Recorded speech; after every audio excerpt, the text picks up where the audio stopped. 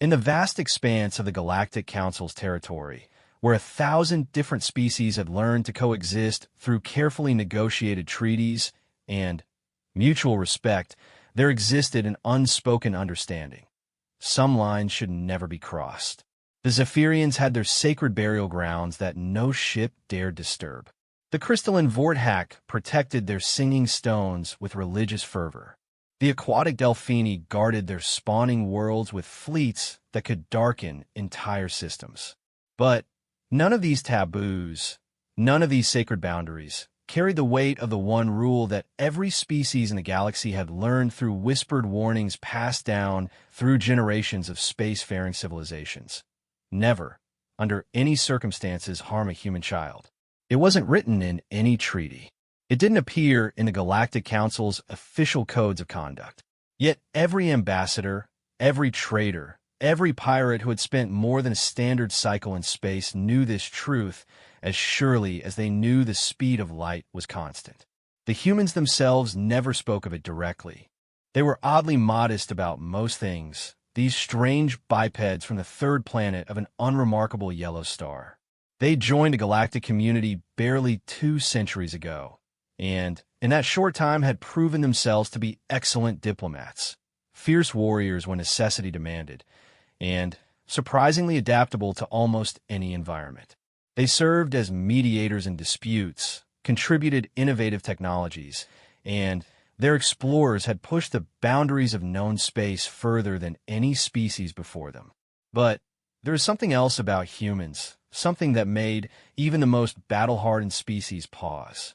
It was in the way their eyes changed when their young were mentioned, how their voices took on a different quality when speaking of their children's futures, how their entire demeanor shifted from friendly cooperation to something far more primal and dangerous when those they protected were threatened.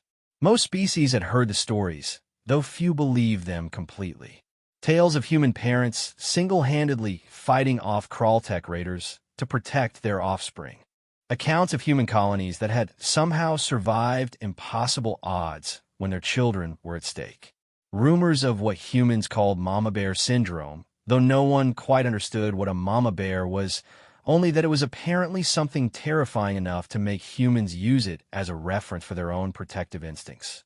Today, in the marble halls of the Galactic Council's Central Command on Nexus Prime, General Kextar of the Vrex Coalition was about to discover why every wise being in the galaxy knew to leave human children alone. The irony was that Kextar thought he was being clever. The conference room on Nexus Prime buzzed with the usual diplomatic chatter as representatives from dozens of species took their positions around the massive circular table. Translators hummed softly, converting the clicks, whistles, and rumbles of various languages into comprehensible speech for all present. The smell of different atmospheric mixtures hung in the carefully controlled air, a reminder of just how diverse the Galactic Council truly was.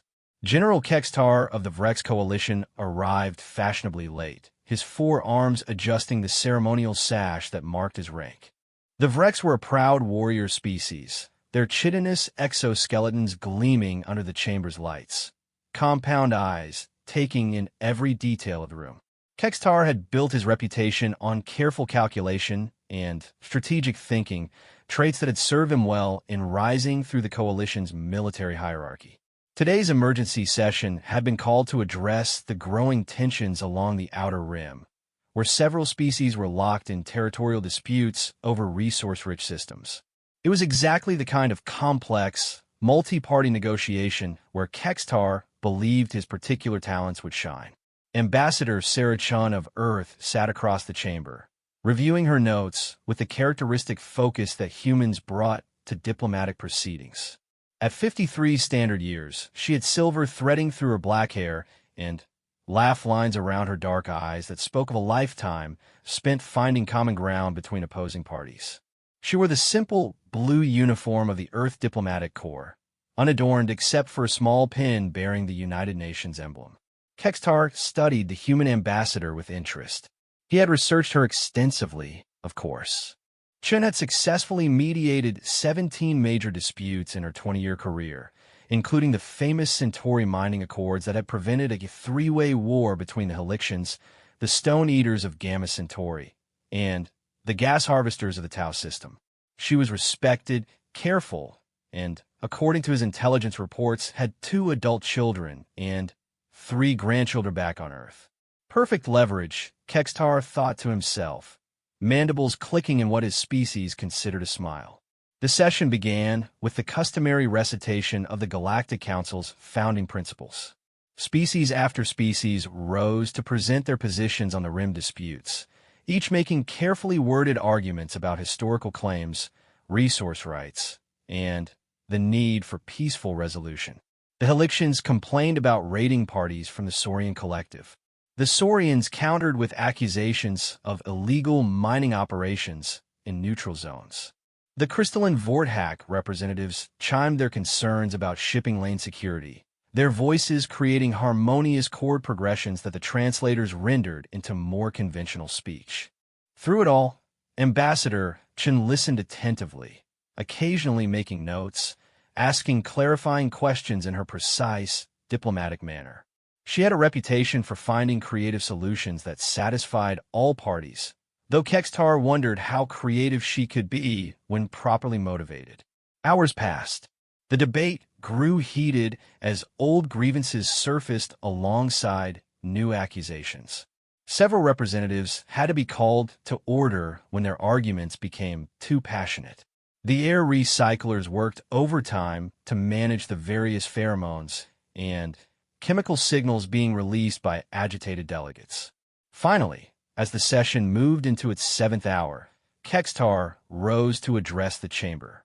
His imposing figure drew immediate attention, standing nearly 3 meters tall with his exoskeleton gleaming like polished obsidian. "Honored colleagues," he began, his voice carrying the authority of someone accustomed to being obeyed, "we have spent considerable time discussing symptoms while ignoring the disease. These territorial disputes are not random occurrences. They are the result of weak leadership and insufficient resolve in enforcing galactic law." Murmurs rippled through the chamber. The Vrex Coalition had always been more militaristic than most council members, but Kextar's tone suggested something beyond their usual advocacy for stronger security measures. "The Outer Rim has become a haven for pirates, raiders, and, worse, because we have allowed sentiment to override necessity," Kextar continued. "We debate endlessly while criminals act decisively. We see consensus while chaos spreads." Ambassador Chen shifted in her seat, her expression remaining diplomatically neutral even as something flickered in her eyes. She had dealt with militaristic species before, and Kextar's rhetoric had the familiar sound of a prelude to demands for expanded enforcement powers. "General Kextar," she said, her voice calm and measured, "the Council has always believed that lasting peace comes through understanding and cooperation, not through the application of force. Perhaps you could elaborate on what specific measures you believe would improve the situation." Kextar's compound eyes fixed on her, and his mandibles clicked again in that predatory smile. This was the moment he had been planning for months. "An excellent question, Ambassador Chun. The Coalition believes that effective enforcement requires what humans might call skin in the game. Decision-makers must understand that their choices have consequences not just for abstract political entities, but for real individuals." The room grew quiet. There was something in Kextar's tone that suggested this was more than theoretical discussion. To that end, Kextar continued, "The Coalition has taken certain precautionary measures regarding the families of key diplomatic personnel. Nothing harmful, you understand.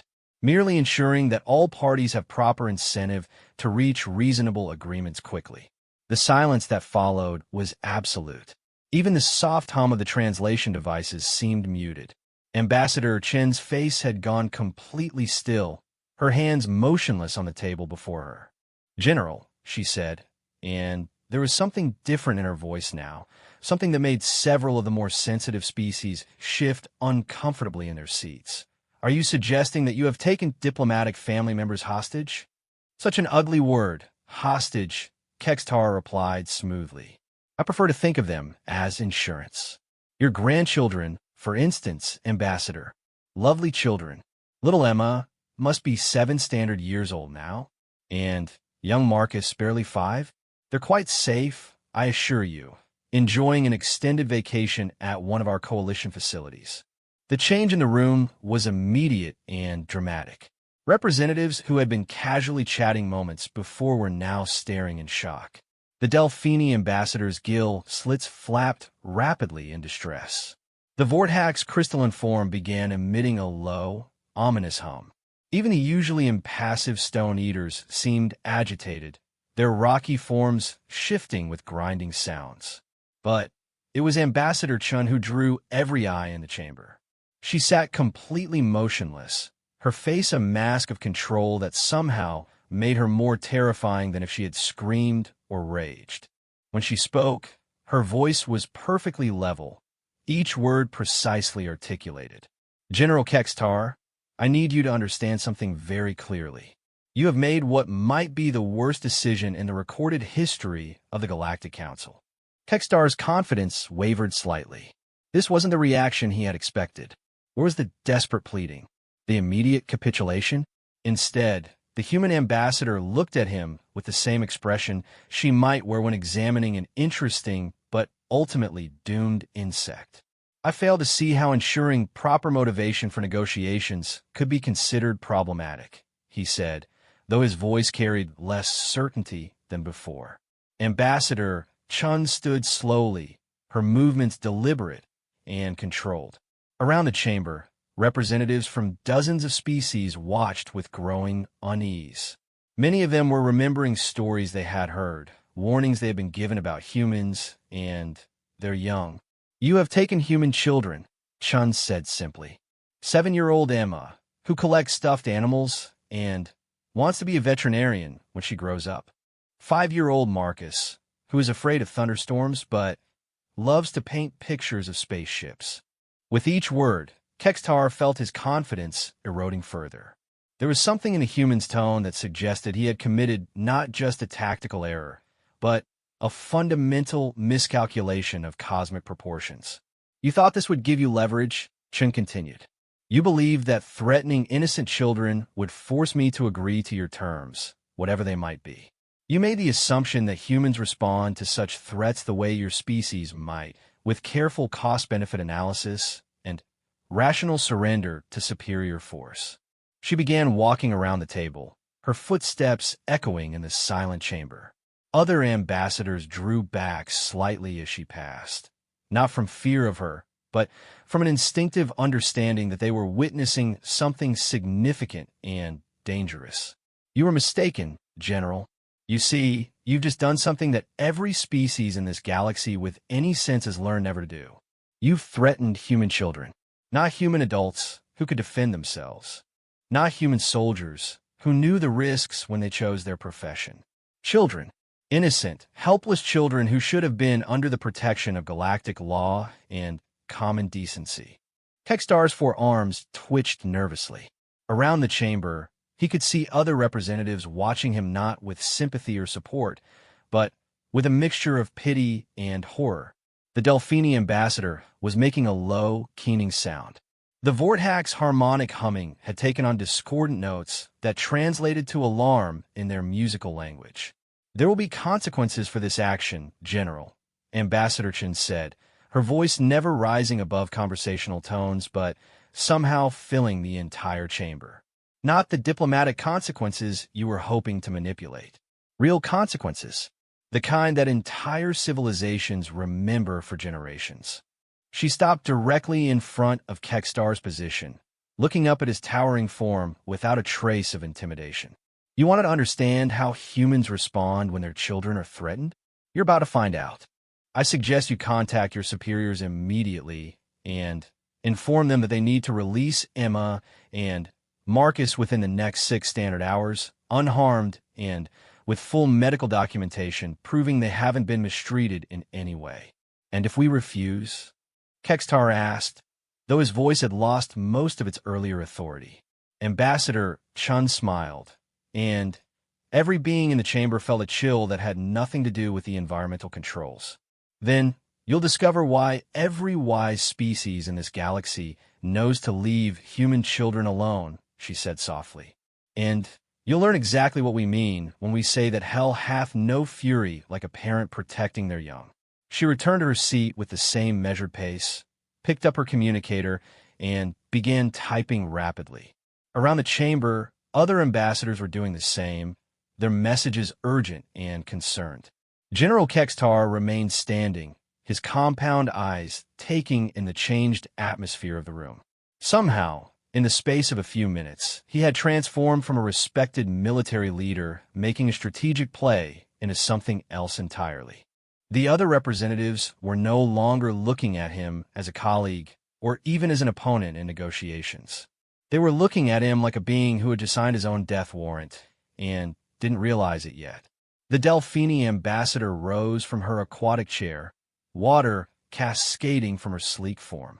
The Delphini Collective hereby formally distances itself from any actions taken by the Vrex Coalition regarding this matter, she announced, her voice carrying through the chamber speakers in translation.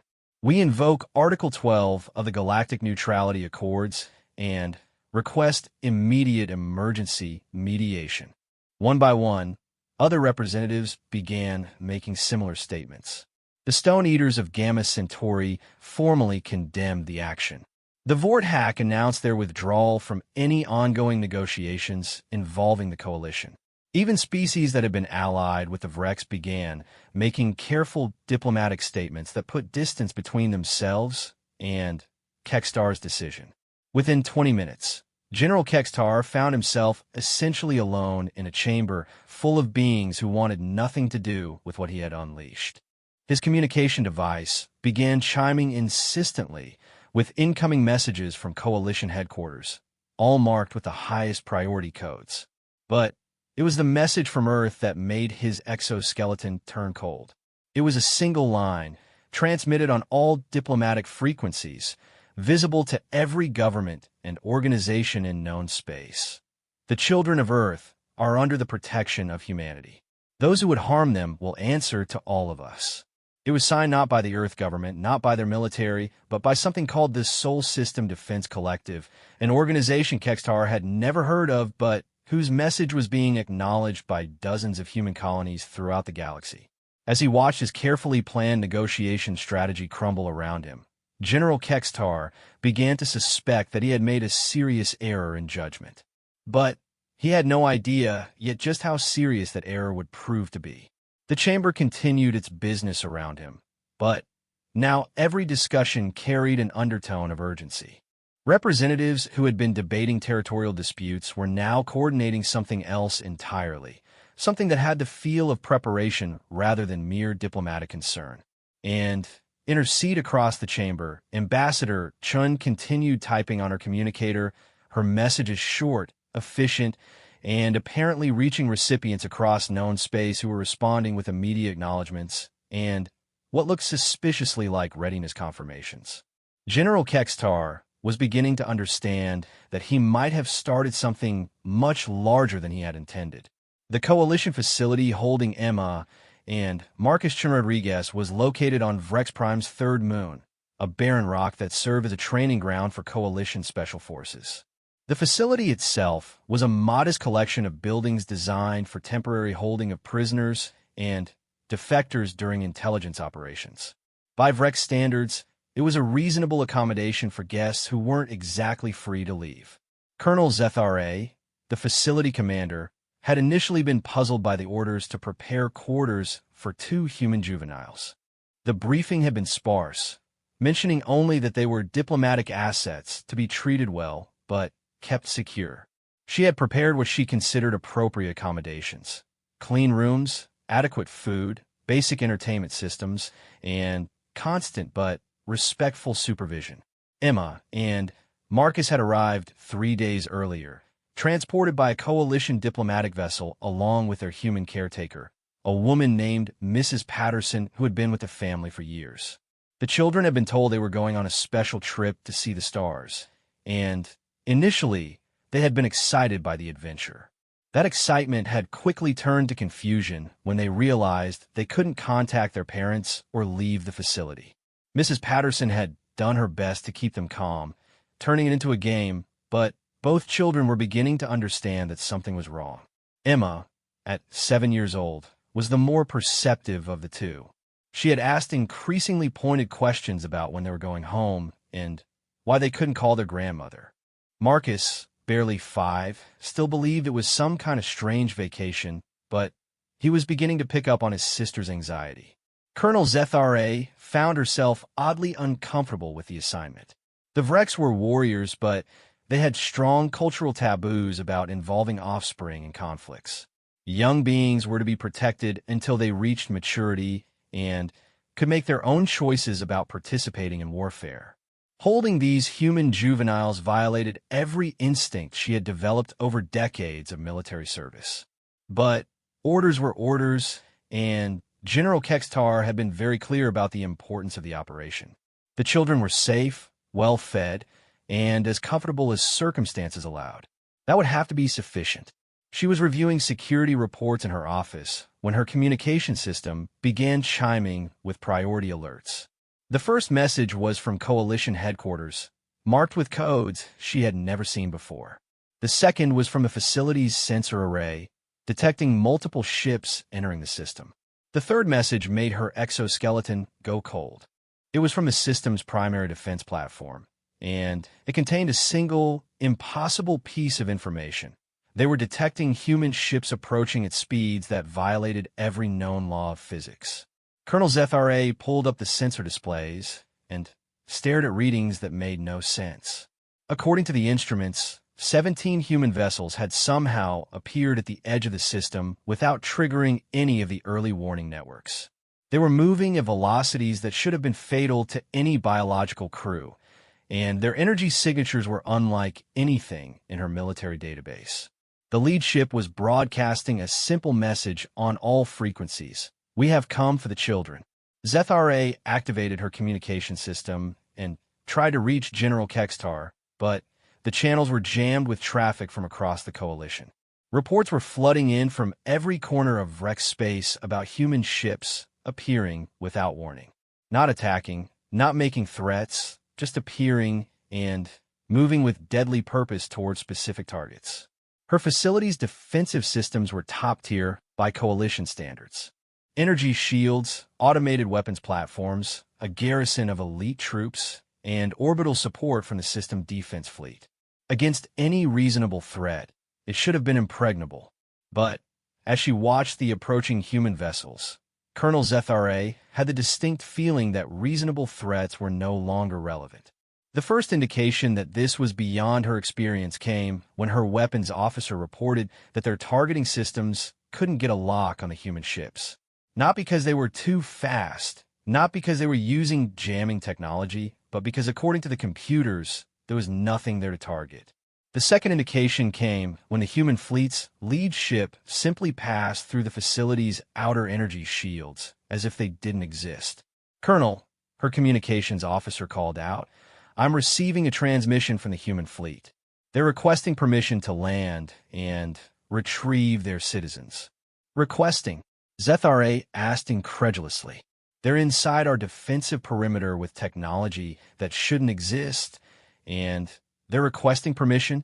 The officer nodded, looking as confused as she felt. "The message is very polite, ma'am.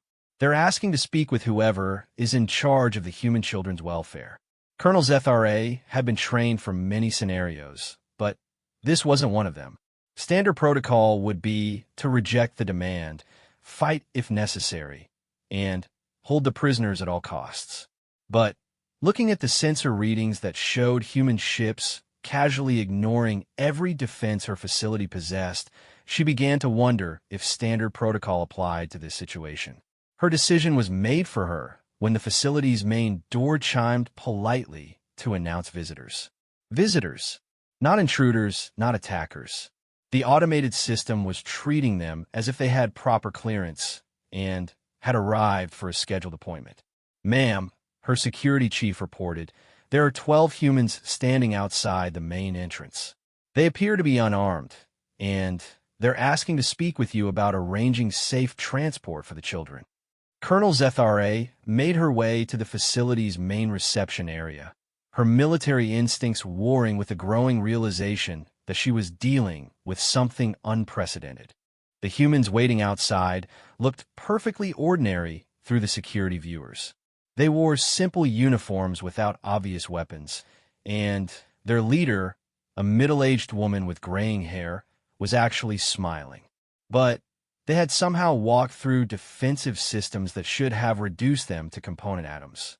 She activated the communication system that would let her speak to them through the facility's armored barriers. "I am Colonel Zethara, commander of this facility. You are trespassing on Coalition's sovereign territory and demanding the release of diplomatic assets. Explain your presence immediately." The woman who appeared to be leading the group stepped forward, still smiling with what appeared to be genuine warmth. "Hello, Colon Zethara. My name is Admiral Rebecca Santos of the Seoul Defense Fleet. I understand you have 2 of our children in your care. We've come to take them home.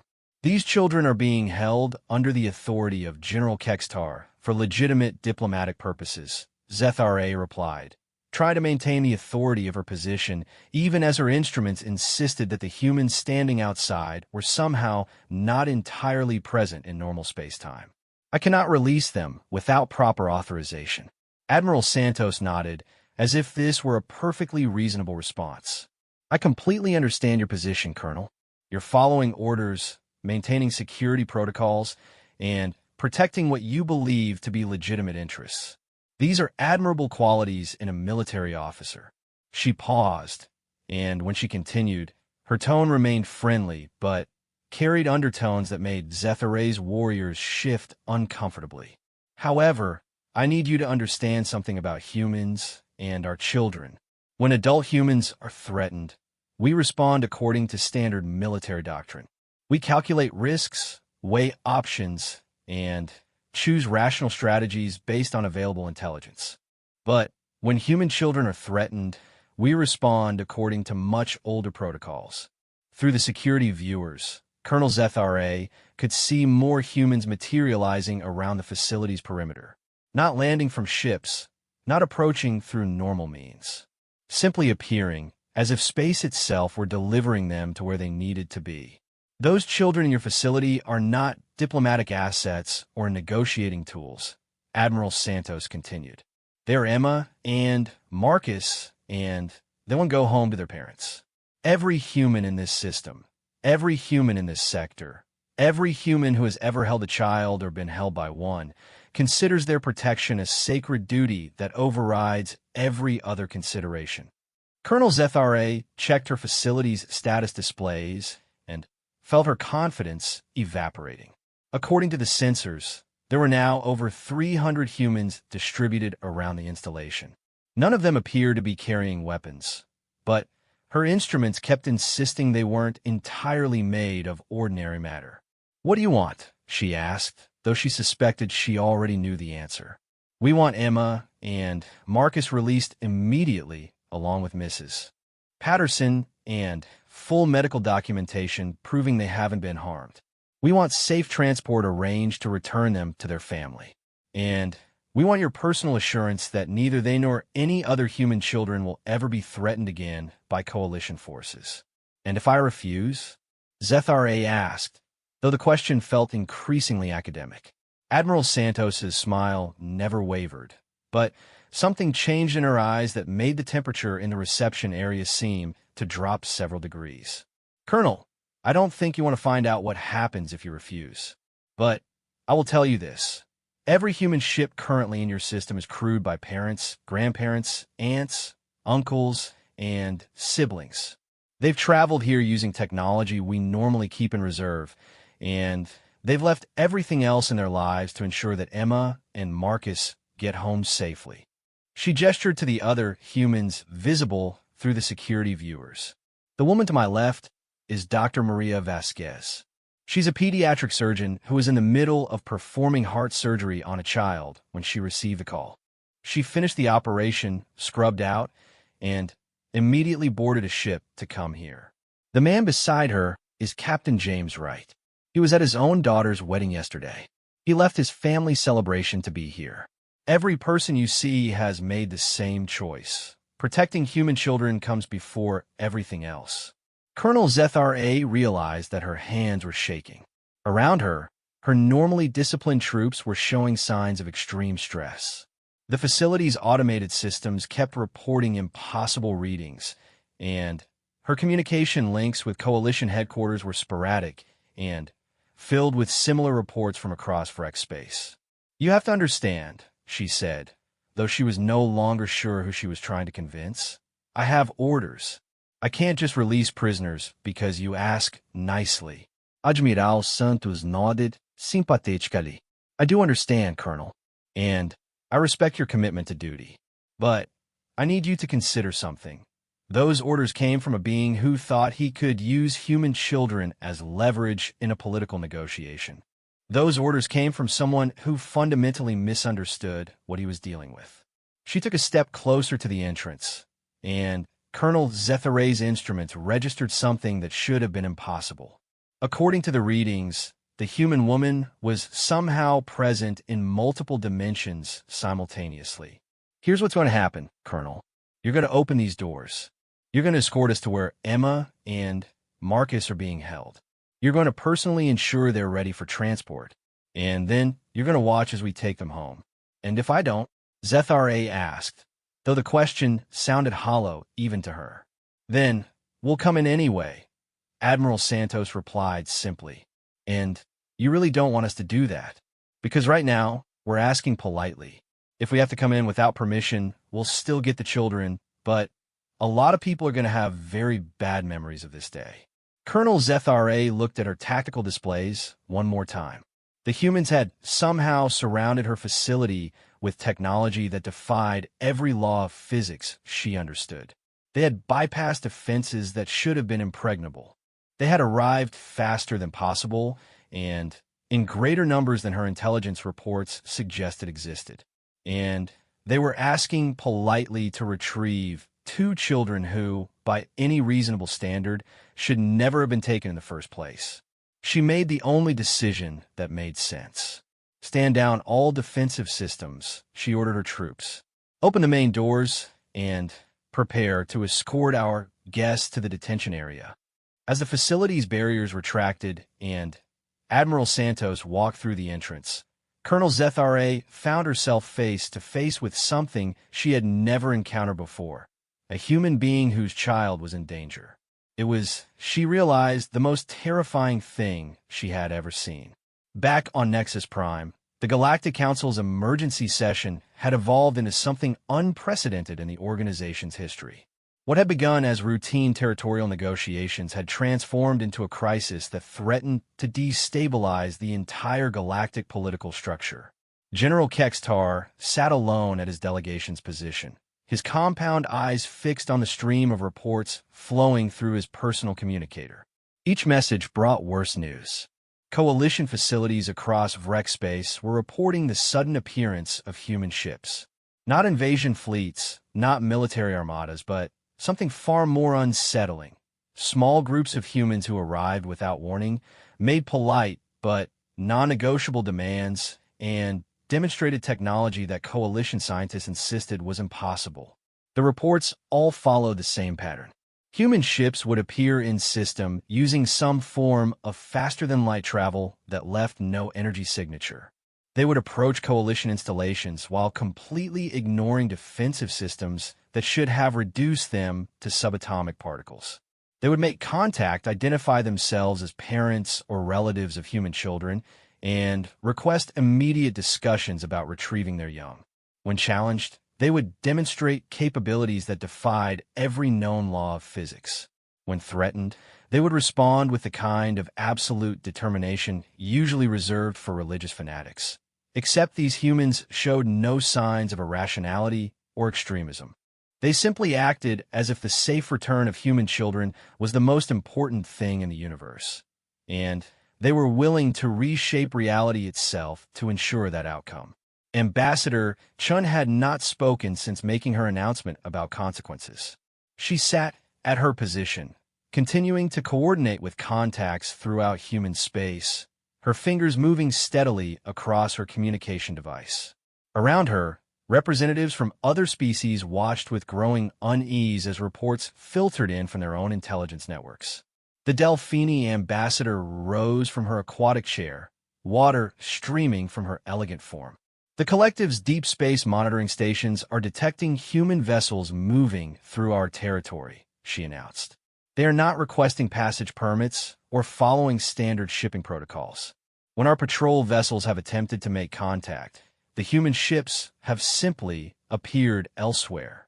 A chittering sound came from the insectoid Thessian delegate as she activated her own communication system. Our hive ships report similar encounters. Human vessels that phase in and out of normal space-time at will. Our queens are disturbed by these readings. The energy signatures suggest technology that should not be possible for a species so recently introduced to galactic civilization. One by one, other representatives began sharing their own reports. The pattern was consistent across known space. Humans were moving with unprecedented speed and capability toward any location that might contain their children, and nothing was stopping them.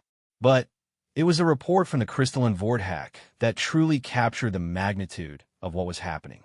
The singing stones of Vorthak Prime have begun resonating with harmonic frequencies we have never recorded, their representative chimed. Our eldest singers interpret this as the sound of space itself being restructured. The humans appear to be using technologies that operate at fundamental levels of reality. General Kextar felt his exoskeleton growing cold. The Vorthak were among the oldest species in the galaxy, their crystalline forms capable of detecting energy patterns that escaped even the most sophisticated instruments. If they were reporting that humans were restructuring space itself, his contemplation was interrupted by an urgent communication from Coalition Command. The message was brief, encoded with the highest security protocols, and absolutely terrifying in its implications. General Kextar, you are ordered to immediately resolve the current situation through any means necessary.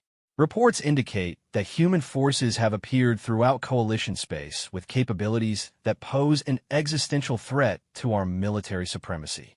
Intelligence estimates suggest they are using technology centuries in advance of anything in our databases. Resolve this immediately or face court-martial for endangering the Coalition. Kextar stared at the message, his strategic mind finally beginning to grasp the magnitude of his error. He had assumed that threatening human children would be treated as a standard diplomatic pressure tactic, something to be negotiated around through traditional means. Instead, he had apparently triggered some kind of species-wide emergency response that treated the safety of human young as an absolute priority, overriding every other consideration. The humans weren't negotiating.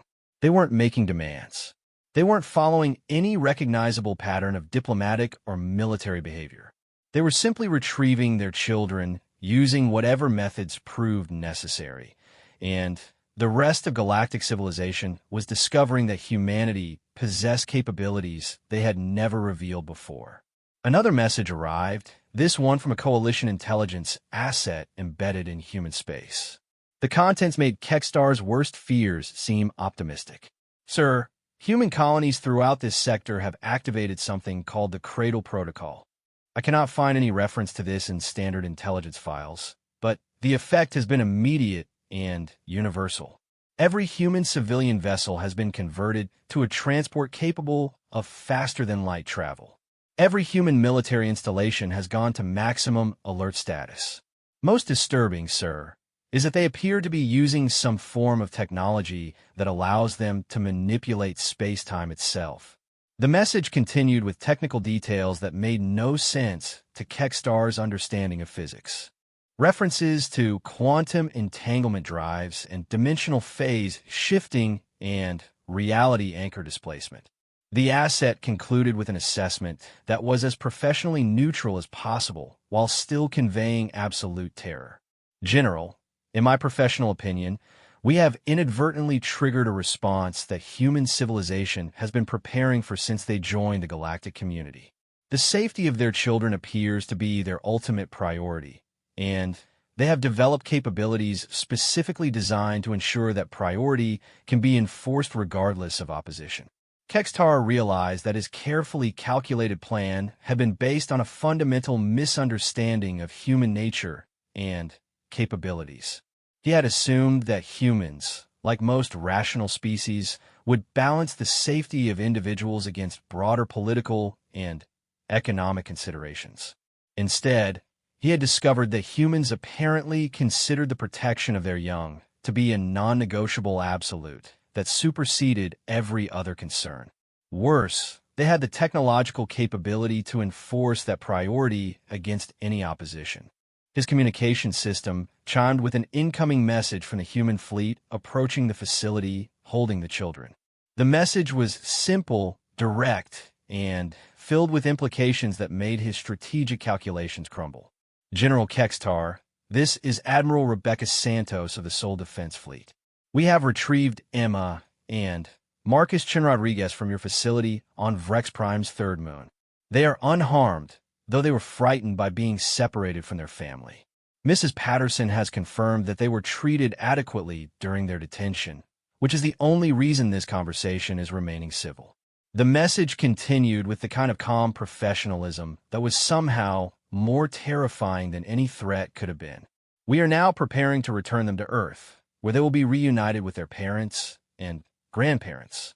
This incident has been resolved from our perspective. However, the method by which these children were taken and the precedent it might set for other species requires a response that ensures this never happens again. Kextar read the final portion of the message with growing dread. Every human government, colony, and settlement in known space has been informed of your decision to use human children as political leverage. They have voted unanimously to implement Protocol 7 with regard to the Vrex Coalition. You have 72 standard hours to surrender yourself for trial by human judicial authorities. If you do not comply, Protocol 7 will be implemented fully. The message ended without explanation of what Protocol 7 might entail, but given what Kextar had witnessed of human capabilities in the past few hours, he suspected it was nothing he wanted to experience. Around the council chamber, other representatives were receiving their own updates on the situation. The mood had shifted from diplomatic concern to something approaching panic as the scope of human response became clear. Ambassador Chun finally looked up from her communicator, and, when she spoke, her voice carried throughout the chamber without amplification. Emma and Marcus are safe, she announced. They are currently aboard a human medical vessel where our best pediatric specialists are confirming they suffered no lasting harm from their ordeal. They will be returned to their parents within 6 standard hours. The relief in her voice was audible, but it was followed by something that made every being in the chamber pay careful attention. However, the precedent that General Kextar attempted to establish cannot be allowed to stand. The use of children as political tools is something humanity will not tolerate from any species under any circumstances. We have therefore activated certain protocols that we had hoped never to use. She turned to look directly at Kextar, and her expression was that of someone who had moved beyond anger into something far more dangerous. General, you have 72 hours to surrender yourself to human authorities for trial. This is not a negotiation. This is not a diplomatic suggestion. This is humanity informing you of what will happen next. And if I refuse? Kextar asked, though his voice had lost all its earlier confidence. Ambassador Chin's smile was sadder than any threat could have been. Then you'll discover why every species in this galaxy has learned to leave human children alone, and why we've never had to explain that lesson before now. She stood and began gathering her materials, preparing to leave the chamber. This session is concluded from Earth's perspective.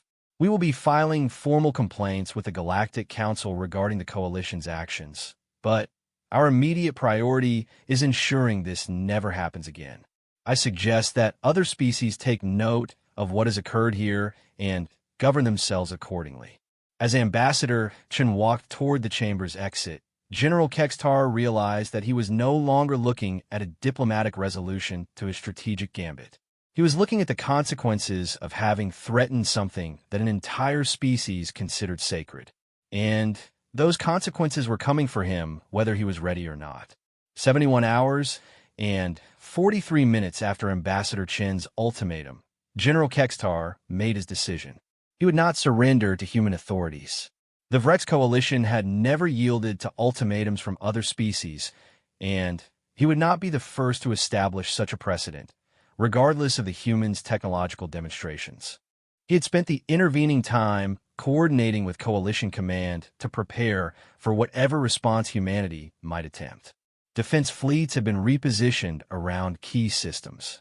Emergency protocols had been activated throughout Vrex space.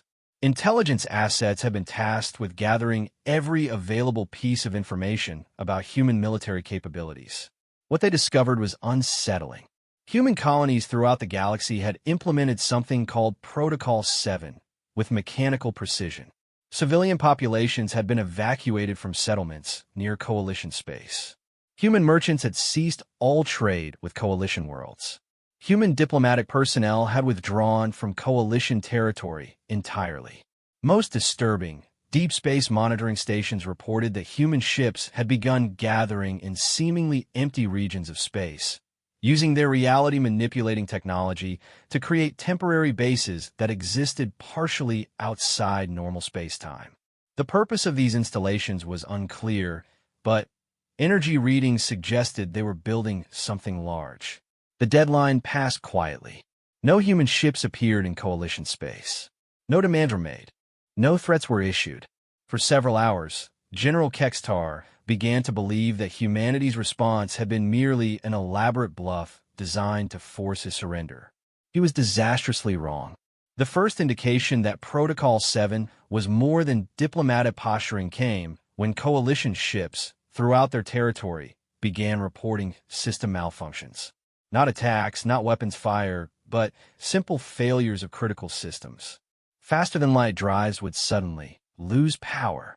Communication arrays would begin broadcasting children's lullabies instead of military traffic. Weapon systems would refuse to target anything, their computers insisting that no hostile targets existed. Within 6 hours, the Coalition's ability to coordinate military responses had been reduced to primitive radio communications and sublight transport. Their most advanced warships were reduced to drifting in space, their crews unable to understand how every critical system had simultaneously failed. The explanation came in a transmission broadcast on every frequency, in every language, throughout Coalition space. The message was delivered by a human woman who identified herself simply as Sarah, mother of 3. To the beings of the Vrex Coalition, the transmission began, "Humanity regrets that your leadership has forced us to implement measures we had hoped never to use. Your General Kextar was given an opportunity to resolve this situation through civilized means.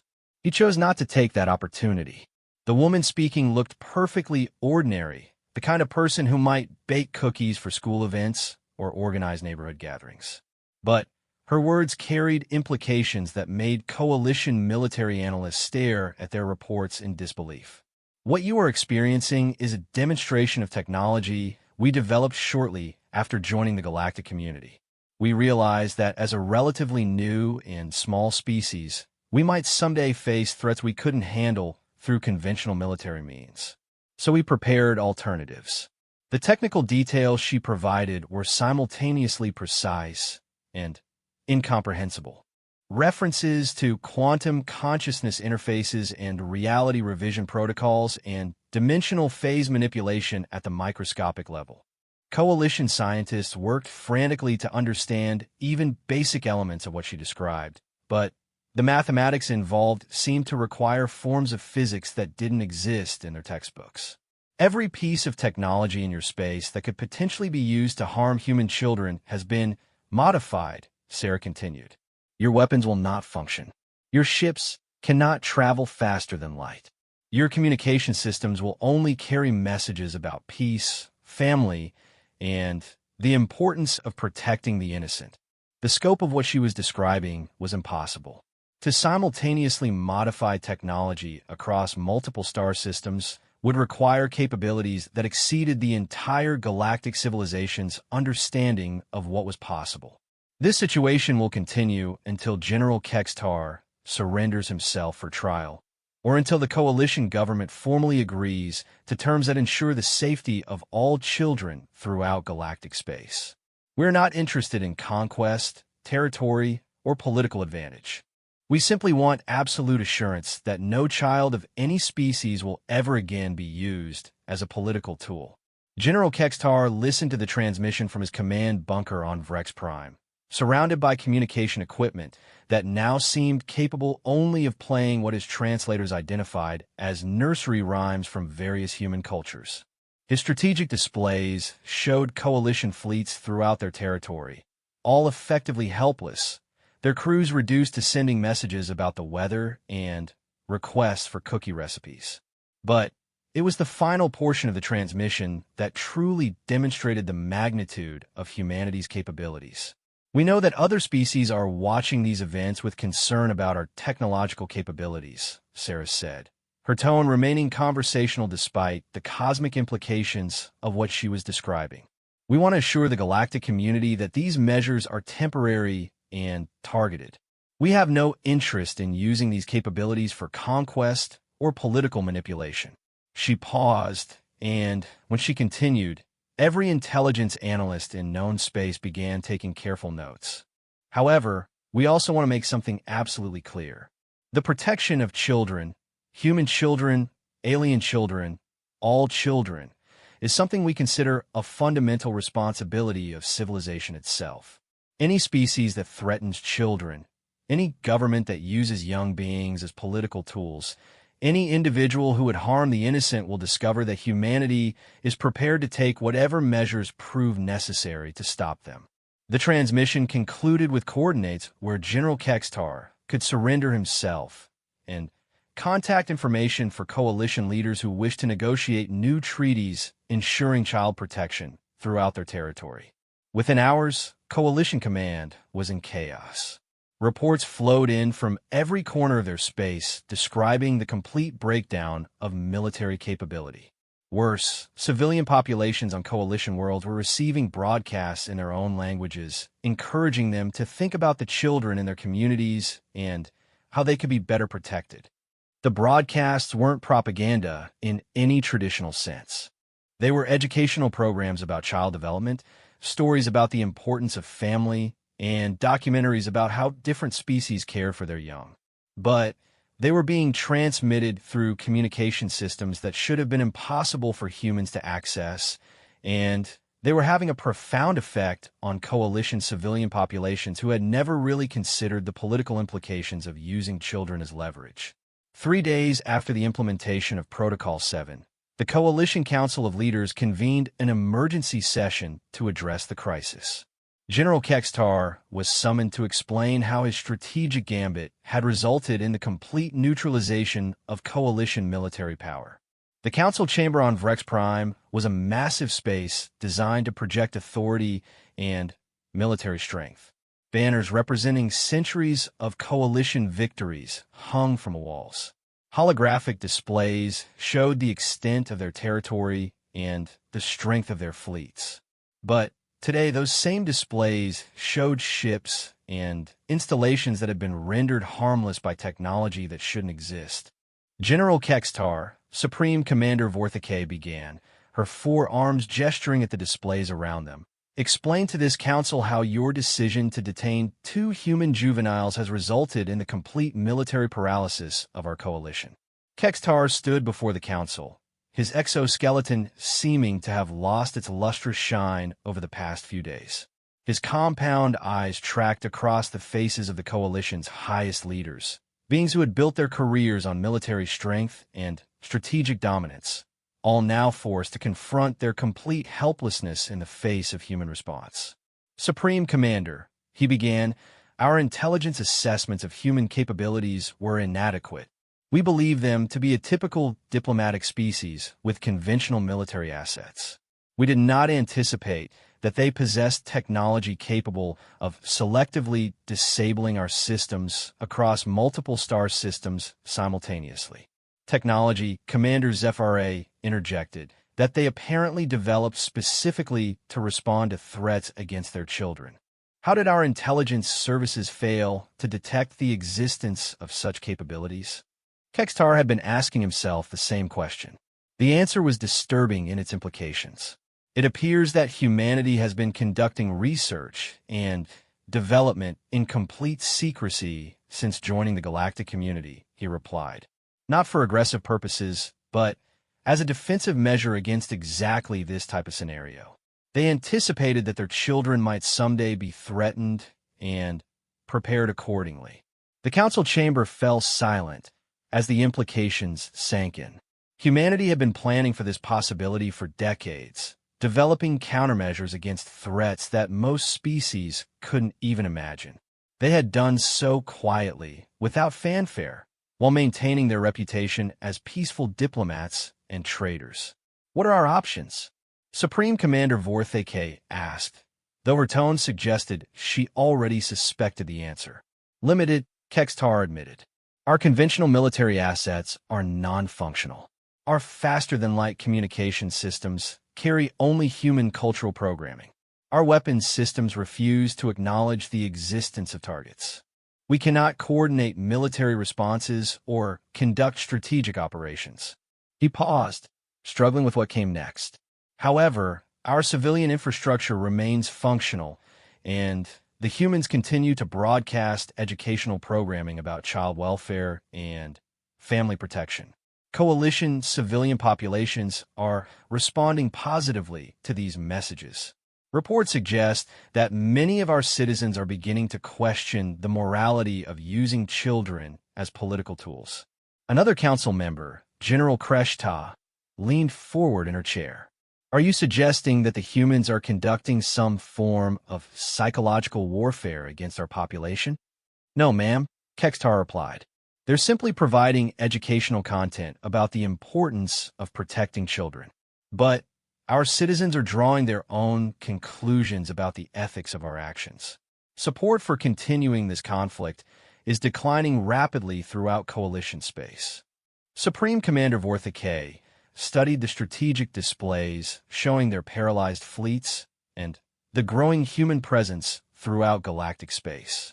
Other species were watching these events carefully, and many were beginning to implement their own child protection protocols, apparently inspired by humanity's response. What do the humans want? She asked finally. They want me to surrender for trial, Kextar said. And they want formal agreements ensuring that no children of any species will ever again be used as political tools anywhere in coalition space. The council exchanged glances that conveyed everything they couldn't say aloud. The coalition had been built on military strength and strategic dominance.